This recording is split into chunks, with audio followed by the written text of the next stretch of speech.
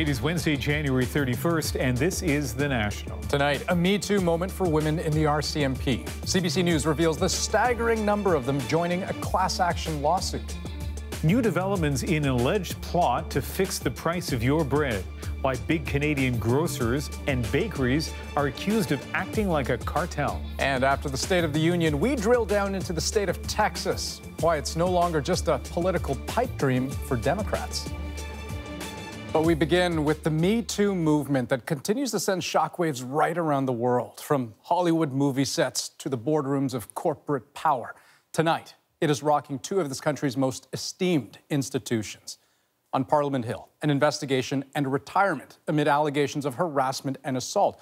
We will have more on that in a moment. And CBC News has learned hundreds of women in the RCMP are saying Me Too, joining a class action settlement alleging harassment and discrimination, including this woman.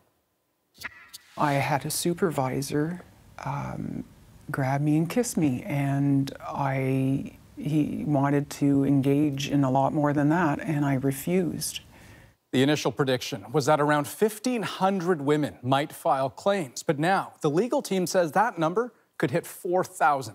And to put that in perspective, since the force first opened its doors to female officers in 1974, about 20,000 women have worked for the RCMP. So 4,000 claimants would represent 1 in 5 women who've worked there. Dave Seglins is part of the CBC News investigative team that broke this story. 1974, the year the RCMP first allowed women to become frontline police officers. A bold march into a male-dominated profession. Many women who signed up, and in the decades since, were met by some men who were hostile, sexist, even abusive. I would say within the first year, my perception of the RCMP changed. This former IT specialist says she was forced to take medical leave from the Mounties after years of her boss hitting on her. She still fears him, so we've agreed to conceal her identity. I loved the work I was doing, but the relationship with the supervisor was very difficult, and because I refused the advances, there was then bullying and intimidation and mocking me in front of people afterwards. And that went on for many years. She's now one of many women on the RCMP coming forward alleging harassment. Emboldened by the Me Too movement, lawyers expect as many as 4,000 to file claims for compensation, all part of an RCMP class action settlement that included this apology. I stand humbly before you today and solemnly offer our sincere apology. We hurt you. For that, I'm truly sorry. This former RCMP inspector helped spearhead the class action. I've received, since yesterday, I'd say approximately 30 calls. She's now helping others file their claims, many women still on the force, who say little has changed. New blood is always welcome. This class action is uncovering all sorts of ugly history. What do you think of this? CBC has obtained a letter found in the mailboxes of some women at the RCMP who spoke up, a so-called hurt feelings report. Mockingly, it asks if the recipient is a crybaby or worse. Boy, do we have a long way to go. Disgusting.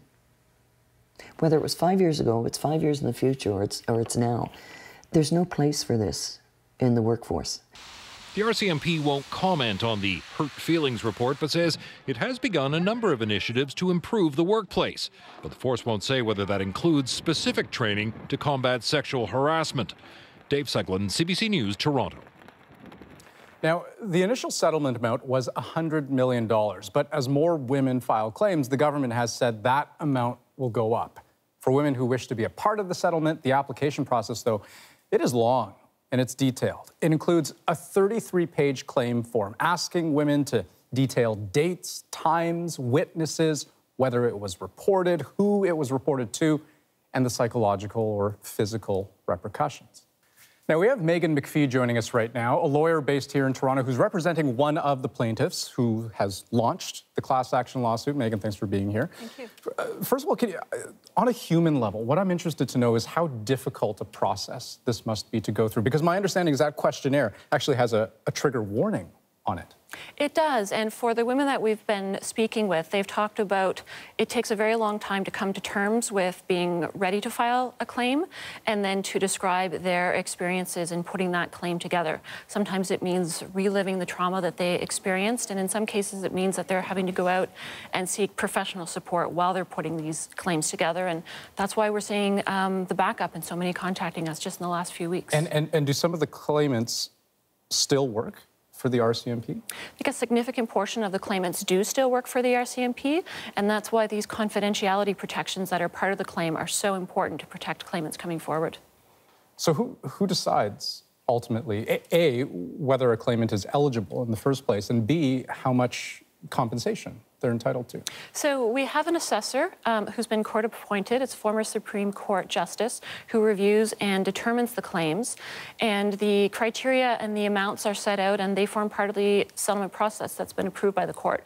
So we've got a range of levels of compensation ranging from $10,000 for level 1 to $220,000 for level 2. It's structured in that way. It's itemized that if you've endured this level of harassment or abuse, this is what you're entitled to. Yes, if you meet certain criteria that have been approved by the court and certain effects, then you're falling within this range of 1 to 6 levels.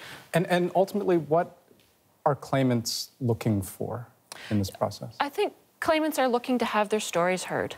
So they want to come forward in a confidential, safe space to share their stories of what happened to them while they were in the RCMP. And we're looking for change, where the class action process is such a strong vehicle for change. They're looking to make the RCMP a safe place for women to serve. Megan McPhee, thanks for joining us. Thank you. And it's not just the RCMP tonight. The Me Too movement is still hitting Ottawa. Dealing with harassment has become a political issue with pitfalls for many parties, and it's not just the elected members of Parliament. As Evan Dyer tells us, an appointed senator who's been the subject of workplace harassment allegations and investigations in the past is retiring early. A fixture of Canadian politics for decades, Colin Kenny was due to retire when he turned 75 next December. In calling it quits early, Kenny made no public reference to the sexual harassment scandals now roiling the world of Canadian politics. But over the course of his career, the senator has faced a number of complaints from women who've worked for him or near him. It was really hard. One of them is former staffer Pascal Brisson. He requested that I wear high heels at work.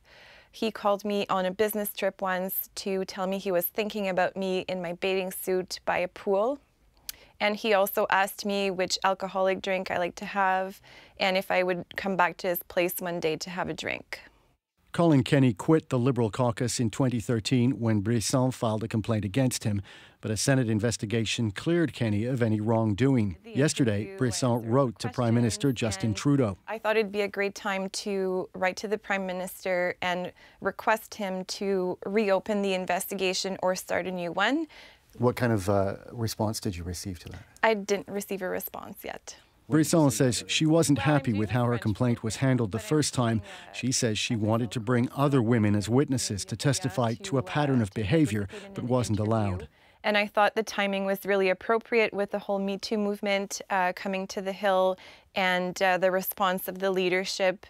There's been a few different people that gave their resignation following sexual harassment complaints. So I thought the timing was right and that I could have a bigger impact today, 5 years later. Brisson says she believes her letter to Trudeau may have had a role in Kenny's decision to quit 10 months early. And so, Evan, what is the Prime Minister's office saying about this case? Well, Ian, we've recently heard from PMO confirmation that they did receive Pascal Brisson's letter, but they're also saying they had not yet contacted Senator Kenny's office about it. So the timing is suggestive, certainly looks suggestive, but it may be coincidental. And this isn't just an issue that's affecting the Liberal Party. The Conservatives ordering an investigation about how it handled sexual misconduct allegations against Rick Dijkstra, one of its former MPs. That's right. Conservative Party leader Andrew Scheer today announced that his party will bring in an outside investigator to look into why former MP Rick Dykstra was allowed to run for the party in the 2015 election campaign when senior people in the party allegedly knew he'd been accused of sexually assaulting a Conservative Party staffer. Rick Dykstra lost his seat in that election and went on to become president of the Ontario Conservative Party, but he resigned that post on Sunday, 2 hours after Maclean's contacted him to say it was going public with those sexual assault allegations. Andrew Scheer today said the Federal Conservative Party will make public the findings of this investigation into who knew what and when in the Conservative war room during the 2015 election. Let's watch. I think it's important to wait for the results to determine the nature of what happened. If what was alleged to have happened took place, obviously that's very serious and would have presented it would be very problematic. But we'll wait to see what exactly comes out and what details are provided. Now, Ian Scheer added that he himself was Speaker at the time and had no knowledge of these events in 2015. Today, he spoke to the Conservative caucus, and we're told he laid down the law in no uncertain terms. Zero tolerance in the party for sexual misconduct or harassment of any kind. All right, Evan Dyer in Ottawa. Thank you.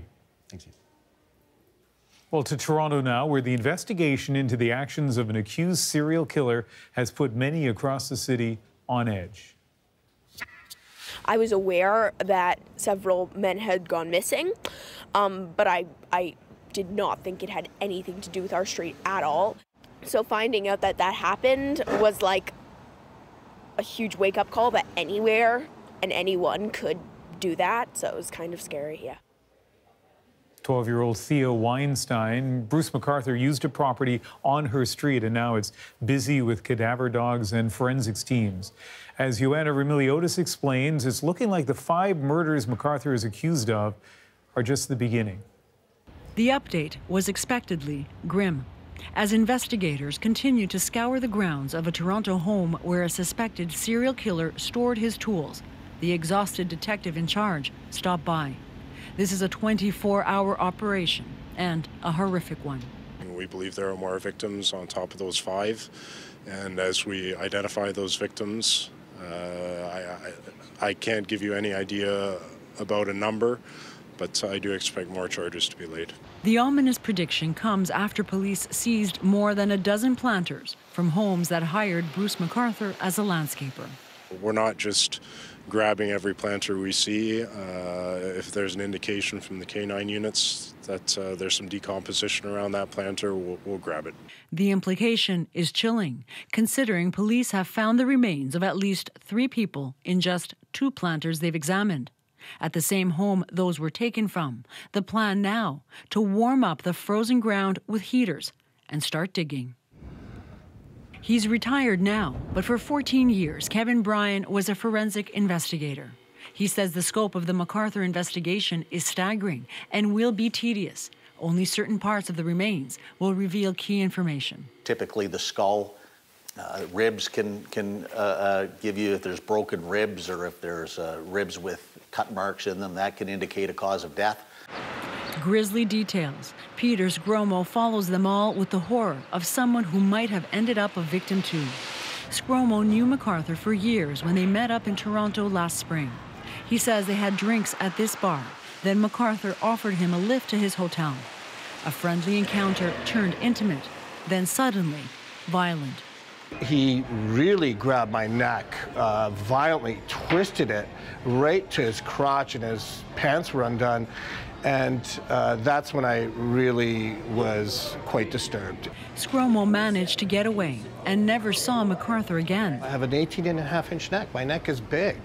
And for him to grab my neck with one hand, twist it like that, I literally thought one more second he would have snapped and broken my neck, and I was a dead man. Scromo says he had no idea, but some of McArthur's dating profiles suggest he was into violent sex. Today, a man posted how McArthur pursued him on a gay chat app last fall. In online messages, he says when McArthur told him he was into asphyxiation too, he got scared and blocked him. Experts say violent sexual fantasies are common among serial killers. They rehearse in their head for many years, and then eventually they begin to sort of experiment and flirt with the idea of actually acting them out. If they know, police aren't saying how the 5 men MacArthur is accused of killing died. Only that it's a matter of when, not if, they'll find more. Joanna Brumeliotis, CBC News, Toronto. There are more than 30 properties being scrutinized by police. This investigation is big and it's getting bigger. Dozens of tips continue to come in, and the search for remains and other evidence has already expanded well beyond Toronto to properties in Peel, York, and Durham regions. And Andrew, newly released documents suggest Canada's bread price-fixing scheme may be bigger than we thought. Yeah, according to Canada's competition watchdog, the places where so many people do their grocery shopping, the country's biggest retailers, they broke the law. And today, court documents, more than 1,000 pages long, revealed that very list of who knew what about this scheme that dates back more than a decade.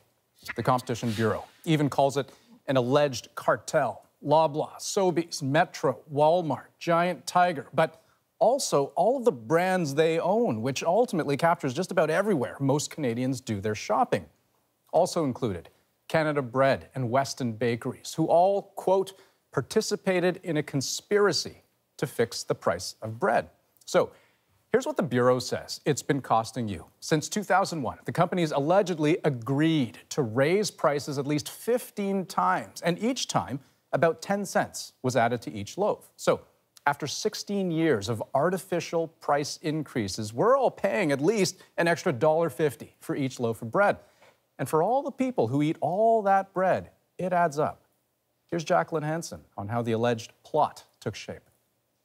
The Competition Bureau alleges that senior officers at the bread suppliers worked together to raise wholesale prices, then met with the retailers. The Bureau believes each retailer agreed to the hikes as long as their competitors were on board. The Competition Bureau submitted the claims to the court in the fall in order to obtain search warrants. Proving a conspiracy or a cartel is actually very difficult because it relies on what was said secretly among people. However, where one of the two parties to that conversation claims that certain matters were discussed, that's the beginning of evidence. Loblaw and Weston Bakeries admitted to the Competition Bureau that they were involved in the alleged price-fixing scheme. But the other companies targeted in the investigation deny violating the Competition Act. Sobeys issued a particularly strong statement today, calling the allegations irresponsible and reckless, vowing to fight false allegations in court. Canada Bread claims that the accusations date back to a time when the company was under previous ownership. If any of the companies are charged and found guilty, they could face major fines and even jail time. You have to make them pay, I think, monetarily if you can. And if you put people behind bars, that's going to make a lot more people say, you know what, I don't want to be involved in this in the future. Even though none of the allegations have been proven, it's enough for some consumers and industry watchers to question what else might be going on. Now, I'm asking myself, where else in the grocery store is there collusion other than bread? The Competition Bureau confirms that its investigation of the alleged bread price fixing is ongoing. In the meantime, for the grocery industry in Canada that typically prides itself on competitive pricing, consumers' trust in that could be at risk. Jacqueline Hansen, CBC News, Toronto. Well, some other stories we're watching tonight on The National. The totals are staggering. We learned today how many people died from opioids in BC last year, but one number may contain some hope. Also, we heard the State of the Union. Tonight, the state of the Democrats. Paul Hunter will take us where you might not think to meet many of them, Texas. And plugging the leaks. Our David Cochrane reveals an unlikely source of secrets on Parliament Hill. But down this hallway and down that hallway are washrooms. And when the caucus meets every week on Wednesday, they post security guards outside the toilet entrance.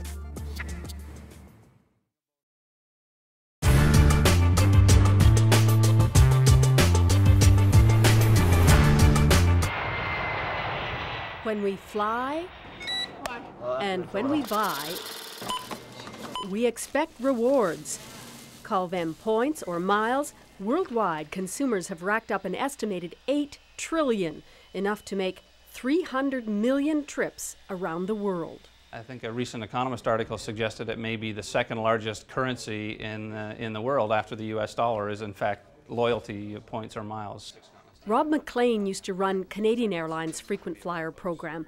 Now he's head of points.com, where consumers can exchange their points in one program for another. Now when you're shopping for gas at Esso, you may be able to convert those Esso extra points into Aeroplan miles.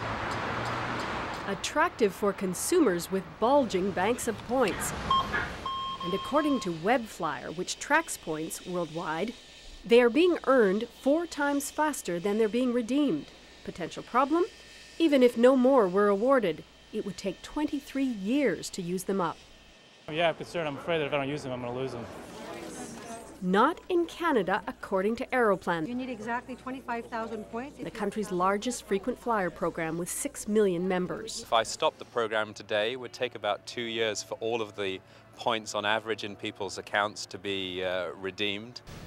But the program won't stop, says Deschênes, because Aeroplan's partnerships with credit card companies and hotels make Air Canada hundreds of millions in revenues.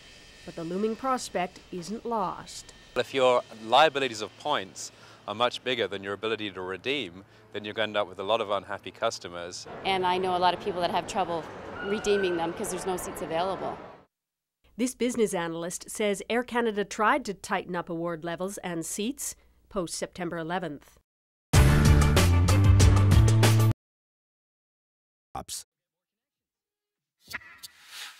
The Defence Minister needs to, in very short order, get a handle on this to make sure that there's no other leaks.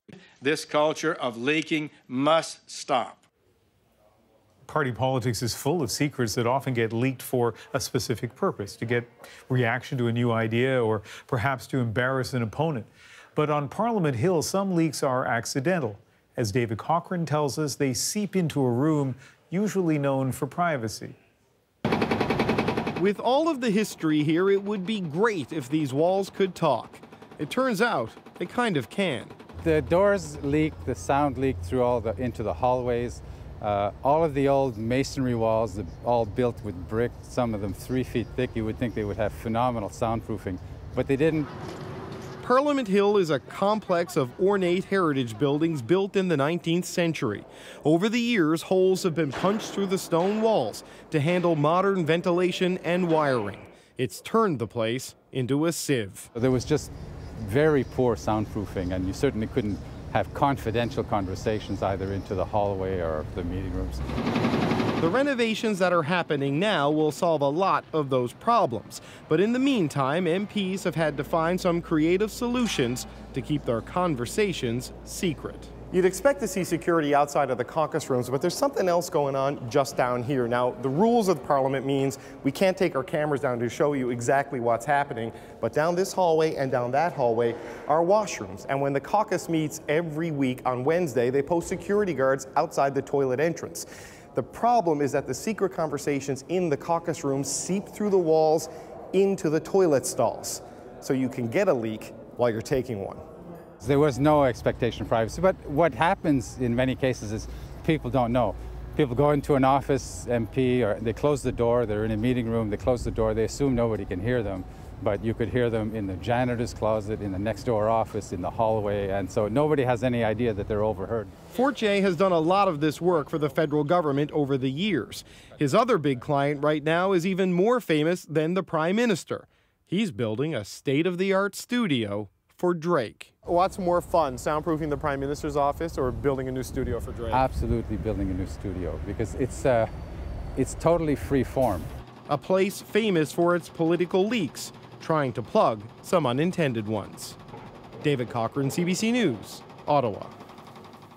And now you know. Well, still ahead, after Donald Trump's State of the Union address, Democrats are as determined as ever to fight his agenda, but do they really have a chance in the Republican fortress of Texas? We have to get off of our asses because it's not going to happen on its own. That's what we saw with Hillary, right? It didn't happen on its own. We all thought it was going to. But things are changing here. It's like a big sleeping giant that's waking up.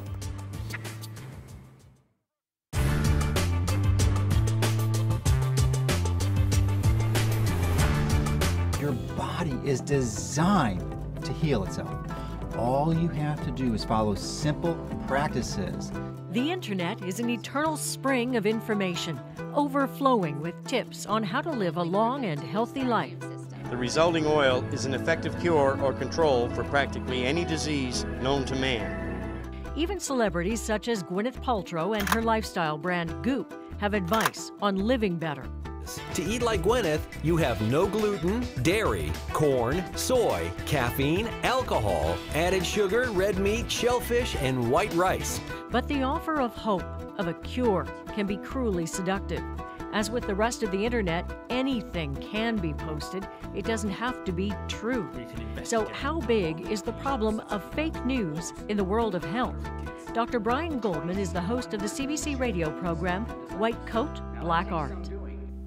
So let's talk about fake news on the internet. It made me think that the old snake oil salesman who would just stay one step of accountability moving from town to town now can live on the internet with impunity. Yeah, forever. And that's because the internet has no strong sense of accountability.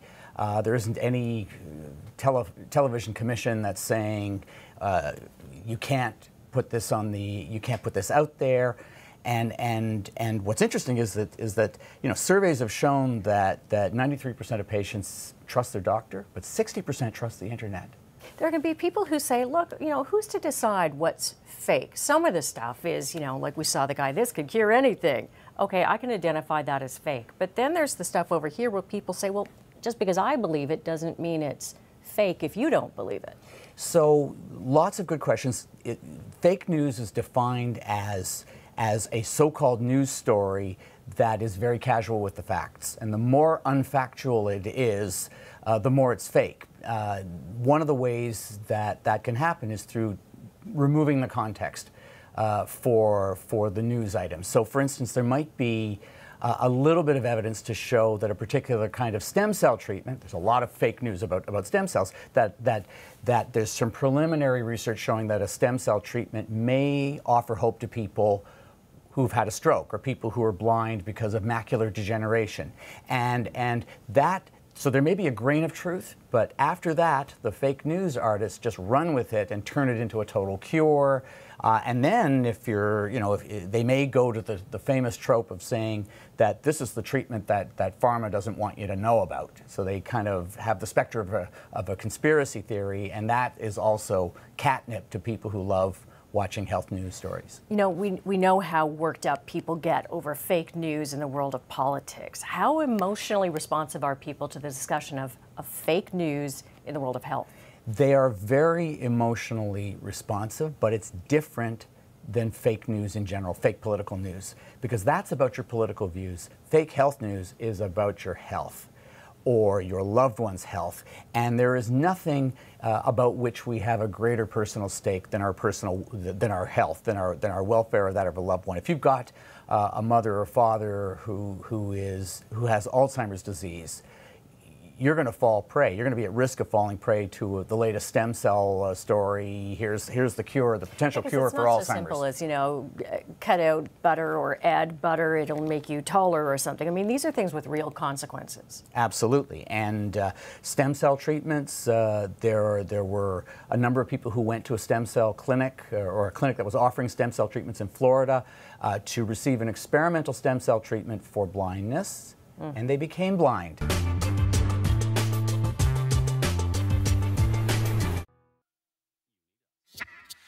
It was a very transformative speech for some of us last night, because while our expectations for greatness and vision with the president are not high, he stooped to a new low in terms of how he dealt with issues.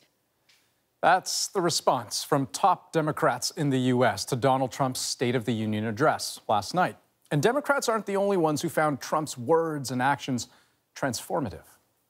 When I say a transformation, how can we have a president of the United States that tells the world that there's good people marching with the Ku Klux Klan How can we tell people that good people are marching with people who preach evil, who preach bigotry, who preach racism?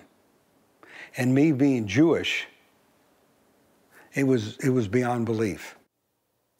That sentiment isn't unusual in the U.S., especially when memories of the deadly violence in Charlottesville, Virginia last summer were fresh. But Larry Strauss, who you just heard there, he was a Republican from Texas.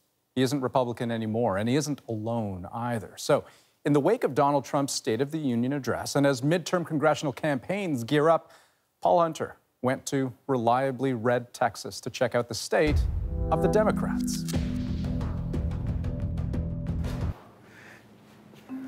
Is that enough aisle space? Yeah, let me see.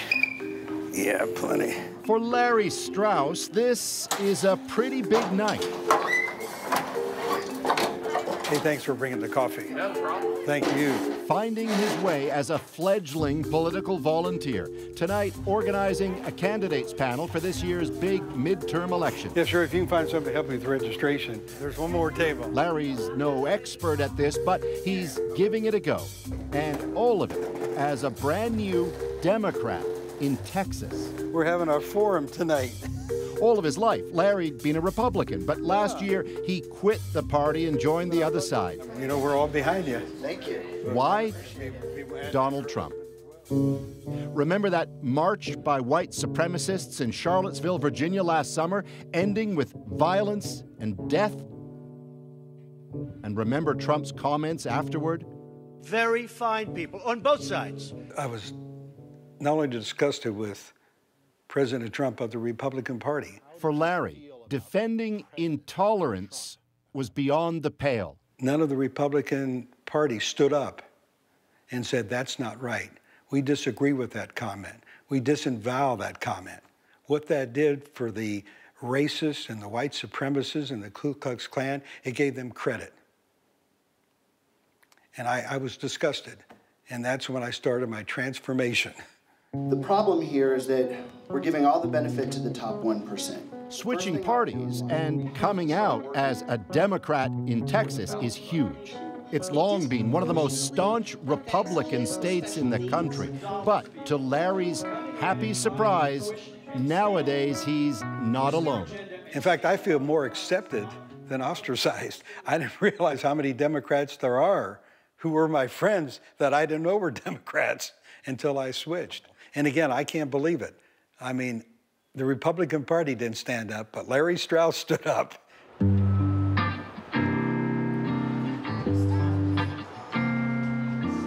Turns out Texas is changing. Increasingly, there's a fresh face in this state, younger than you might expect, and not so cowboy. The suburbs of Dallas are growing at light speed, with all kinds of people moving here from other parts of the country and around the world seeking good jobs and bringing with them a new outlook on Texas politics. Want a glimpse? Check this South Asian grocery store just north of the city. So is it fair to say that, in a sense, the future of Texas politics is in places like this? You know what I mean?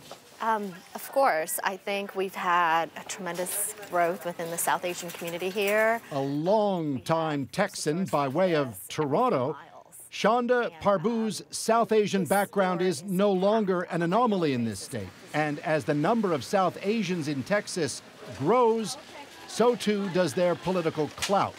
The message here: your vote counts, and that you need to come to the polls, and we can make a difference. I think every time we do one of these events, the reaction we get is, oh my gosh, we didn't know there were Democrats in our neighborhoods. Like with Larry, Shonda found the Trump presidency offensive, and it changed her world.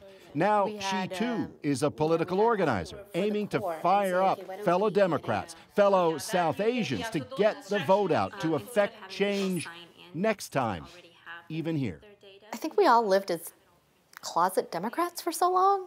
We just didn't get involved in conversations. And, you know, the neighbors are always putting on their whatever signs, Bush signs, whatever, and you just kind of, you know, you don't put up your sign because You don't want to cause any trouble. Antipathy for Trump, she says, is turning that on its ear for the state's long-forgotten Democrats. They're frustrated. They don't know what to do about it, but they know they have to do something. But women are mad.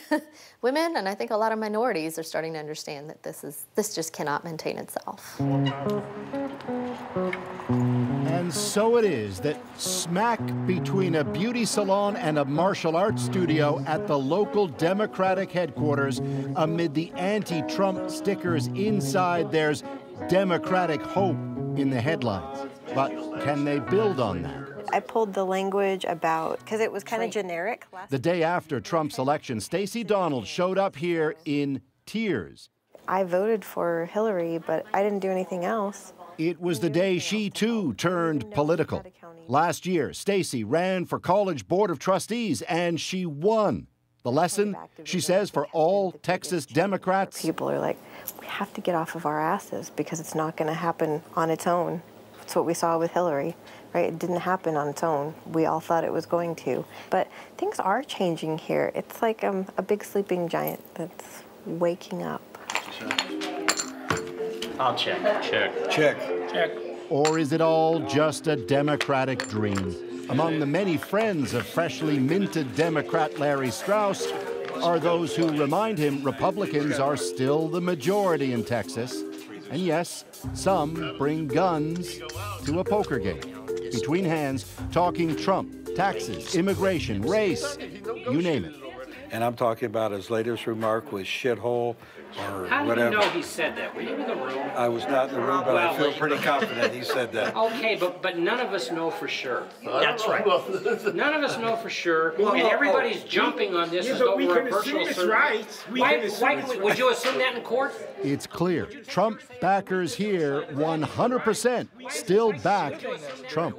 I think the economy's doing well, the stock market's doing well. Taxes have been reduced. I don't see why for the most part, there shouldn't be a positive glow on the first year.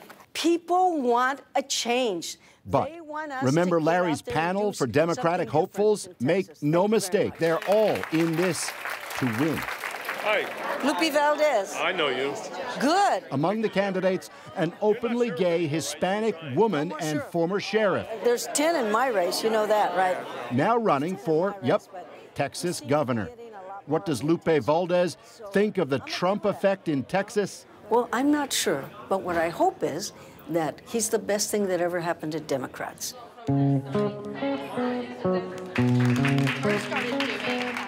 When we first started doing the grassroots efforts. And across town, Shonda's still at it with a fundraiser for one of the Democrats' great hopes in this state, running for U.S. Senate, taking on Ted Cruz, no less, and keen to win the hearts of Texans everywhere, Beto O'Rourke. And that most important asset that we have, the ability to inspire people the world over who want to follow our example. Embracing liberal sensibilities in conservative Texas and in turn being embraced for doing so. They're putting up a sign and in a state, perhaps, at a turning point. What's happening here? There's something amazing and absolutely unprecedented in Texas, at least in my 45 years, where you have people who I think because they recognize that everything that they care about in their lives and their communities for this state, for the future of this country is on the line. And so they're getting off the sidelines. But are there enough of them? Will it work? Can Beto and the rest of them reinvent this state? With midterms now coming up fast, Democrats in Texas, energized by Donald Trump, are set to find out. Paul Hunter, CBC News, Dallas. Now, talk of a Democratic comeback in the state isn't new, but for big statewide offices, it has been a nearly 25-year drought in Texas. It hasn't had a Democratic governor since 1995. Its last Democratic senator left office in 1993, and the last time Texans voted in a Democrat for president was Jimmy Carter in 1976. Next, treating the person, not just the disease. Breast cancer survivors give doctors a lesson in empathy. I hope they realize they're dealing with real people. I hope they realize that, how they speak to a patient makes the world of difference. You can make or break a patient's idea about what's going on with their treatment with one sentence.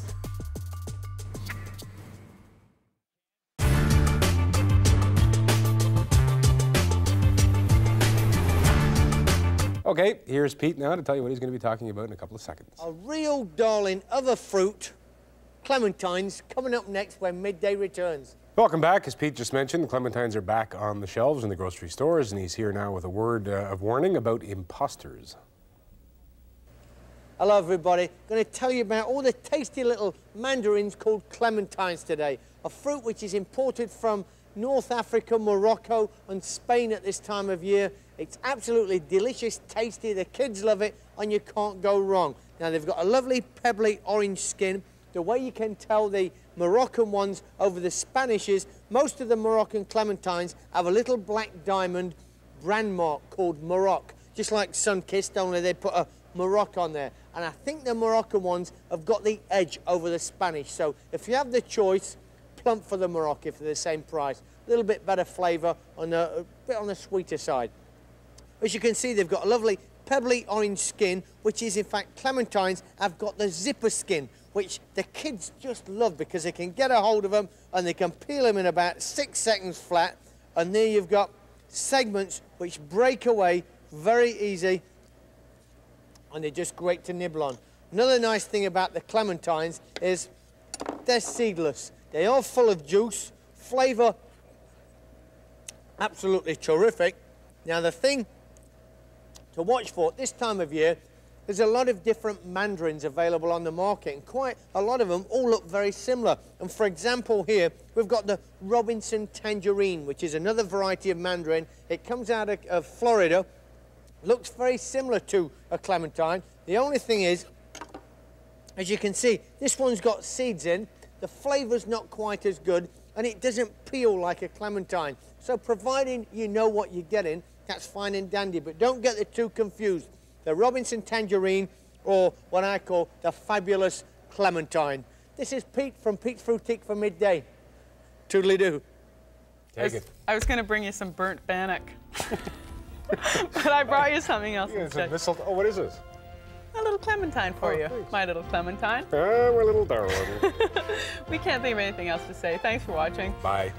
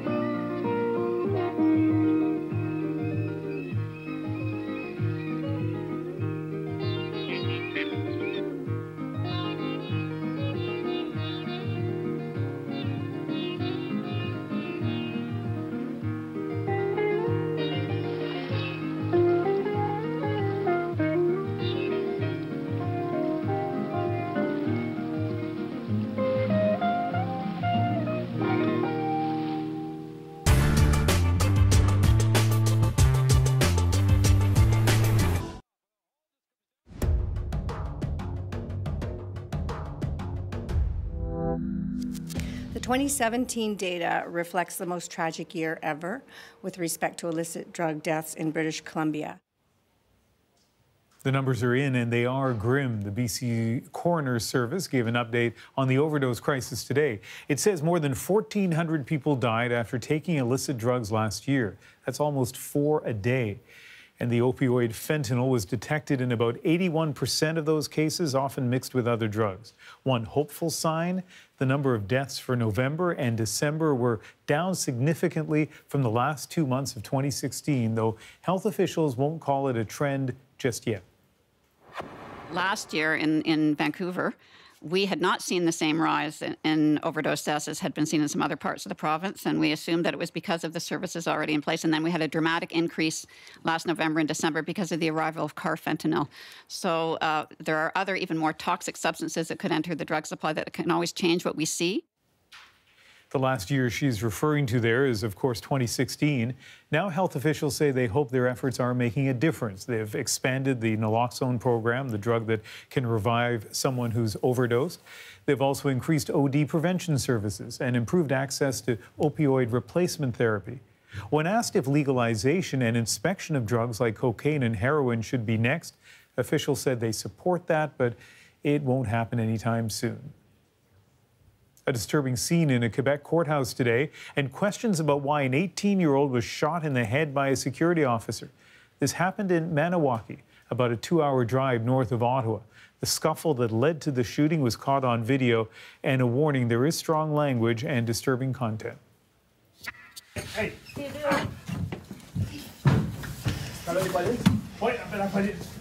A witness who spoke to CBC said the 18-year-old wanted to smoke, and when guards refused, he became violent. You can see a number of security officers came in to help and moved into another room. A woman shouts, "Don't hurt my son." And though you don't see him, you can hear the gun being fired and the reaction.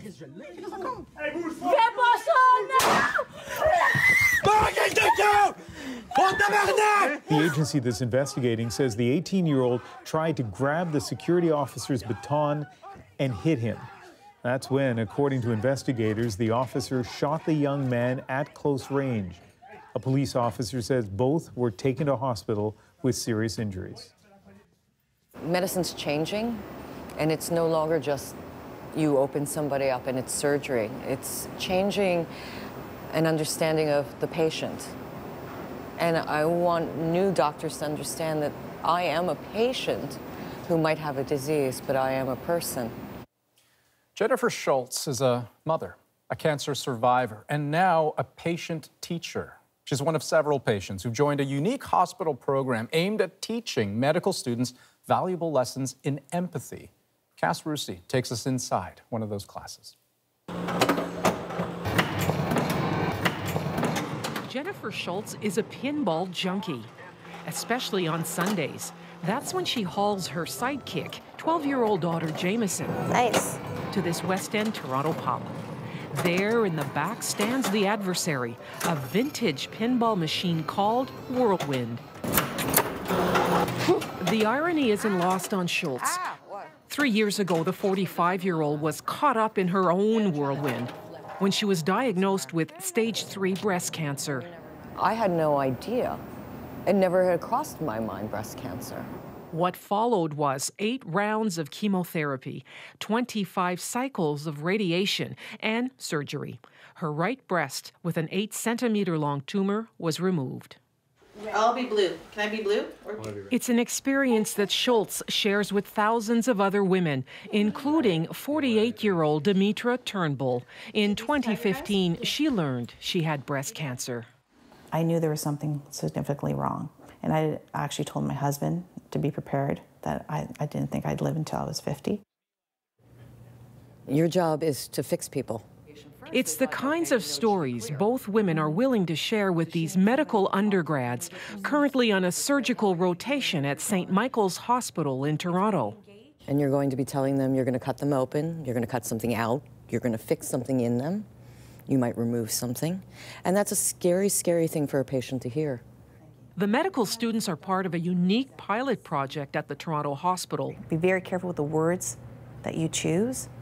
And even if you've had a really rotten day, or maybe if you had the best day, you can't take it in when you're talking to patients. Don't be too clinical, too cold, because that doesn't help the patient either, because it makes you either think something's worse, or you're just a number to OHIP. Okay, knife, please. The surgeon behind the mask, Dr. Jory Simpson, created the program, a first of its kind in Canada.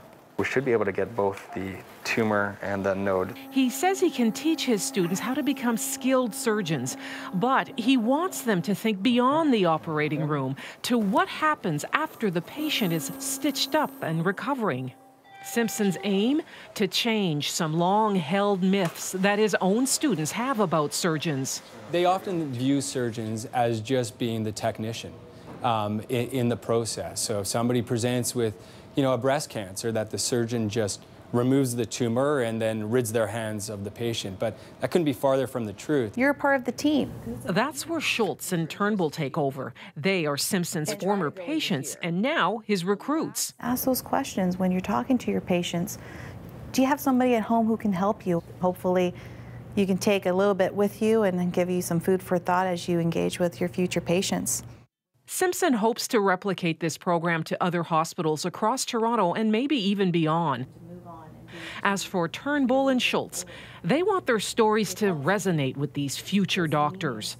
It already has. And I think just hearing these patients' stories and really just having a chance to talk to them and ask them questions and get them to teach us sort of, why we decided to go into this. Any chance where you have, an hour to sit down with someone who's gone through an experience with a disease like cancer is always going to be beneficial, and you can't get that sometimes when you're doing your placements and your rotations.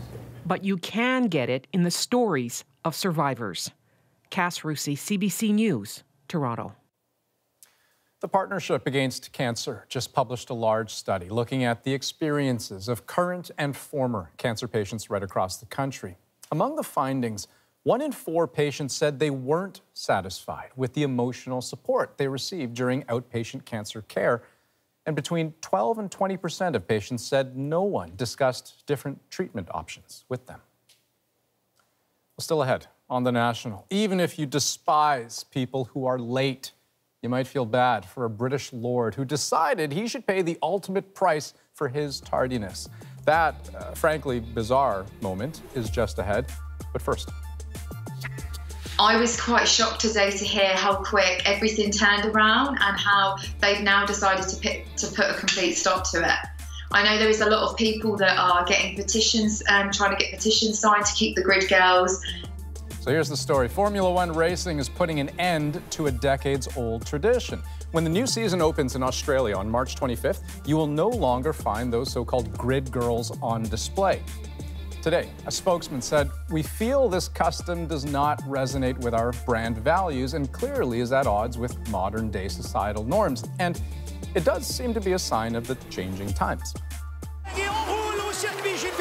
Racing, of course, has always been the main attraction, but for years, Formula One has also featured attractive young women, sometimes with very specific qualifications, between 5'8" and 5'11", knowing how to walk a catwalk, size 4, dark hair, no tattoos, having a classy, elegant demeanor.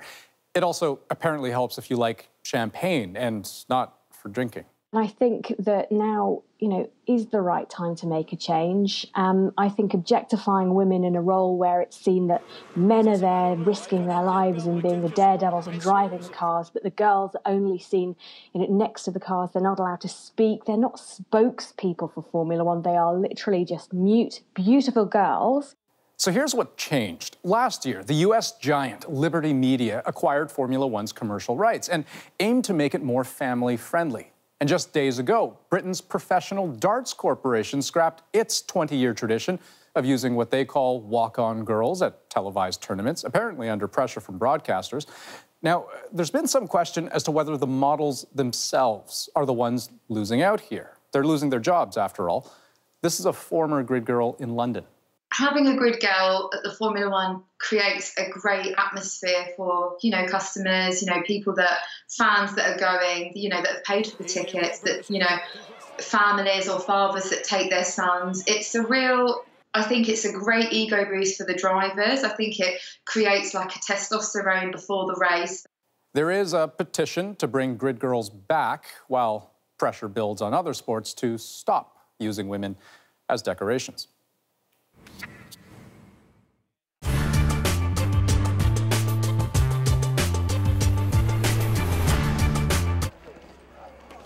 The two biggest ski areas in Alberta, Sunshine Village and Lake Louise, have always kept their prices roughly the same.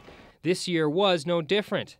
But earlier this week, Sunshine cut the prices for its season tickets in half and fired the first salvo in the battle for the skiers' buck.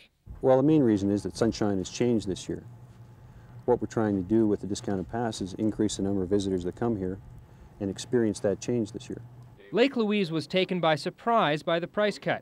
Management has put on a brave face and says it will hold the line on prices for now. Our bottom line is we do offer the best product out there. And as long as you have the best product, the biggest ski area, good customer service, the new lifts, I mean, everything's falling in place that we'll be able to give the skier everything he wants. And he may pay a couple dollars more, but he's going to get it in the product. But the move by Sunshine has signaled a new era of competition, a battle for the local ski dollar. As far as competition for the regional skiers and for the people once they're in the Banff region, it's definitely more competitive this year. This change in attitude at the Banff ski areas was prompted by Federal Environment Minister Lucien Bouchard.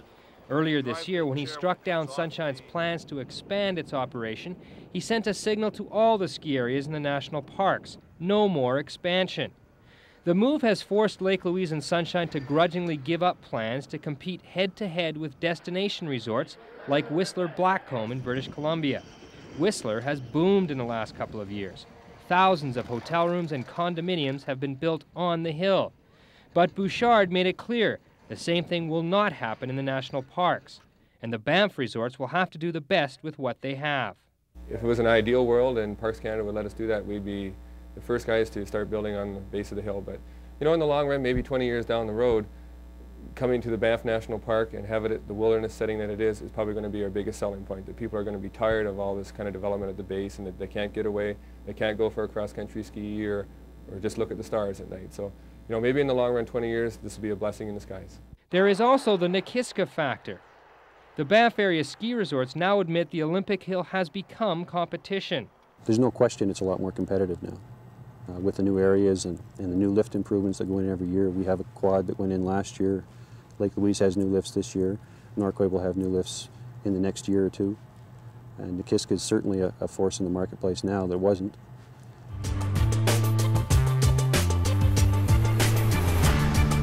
Calm.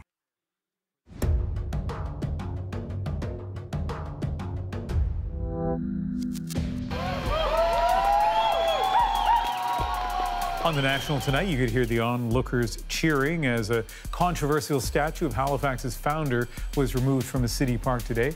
Councillors voted yesterday to take down the monument commemorating Edward Cornwallis, who once offered a cash bounty for killing Indigenous people. It's difficult for her. She's very brave and she's very patient, and she's found herself in the center of something that I'm sure no one would ever want to be in. Also in Halifax, a taxi driver acquitted of sexually assaulting a passenger will be tried again. The Court of Appeal ruled the trial judge erred in finding there was no lack of consent. The case involves a female passenger who was intoxicated. She has not said whether she'll testify again. After months of debate, the Senate has passed a bill to make the lyrics of the national anthem gender neutral. This may be small in the series of things that it is about 2 words, but it's huge in terms of one of our major national symbols, the anthem that we sing with pride about our country, and we can now sing it with pride knowing that the rules support us. If you're not going to allow free debate in this chamber, the upper chamber of Canada, then democracy dies an unsavory death, unfortunately. Well, Conservative senators outraged. They boycotted the vote, accusing Liberal and Independent senators of muzzling debate. Once the law receives royal assent, the words to the anthem will officially be changed from "In all thy sons command" to "In all of us command." Okay, we've got one more thing for you here. If you've ever arrived late to work, usually a simple apology is enough, right? But one British lord decided it was too late just to say sorry. So instead, Lord Bates chose to announce his resignation. And his tardiness is our moment of the day. My Lords, with the leave of the House, I wonder if you permit me to offer my sincere apologies to Baroness Lister for my discourtesy in not being in my place. During the 5 years of which it's been my privilege to answer questions from this dispatch box on behalf of the government, I've always believed that we should rise to the highest possible standards of courtesy and respect in responding on behalf of the government to the legitimate questions of the legislature. I'm thoroughly ashamed at not being in my place, and therefore I shall be offering my resignation to the Prime Minister with immediate effect. I do apologise.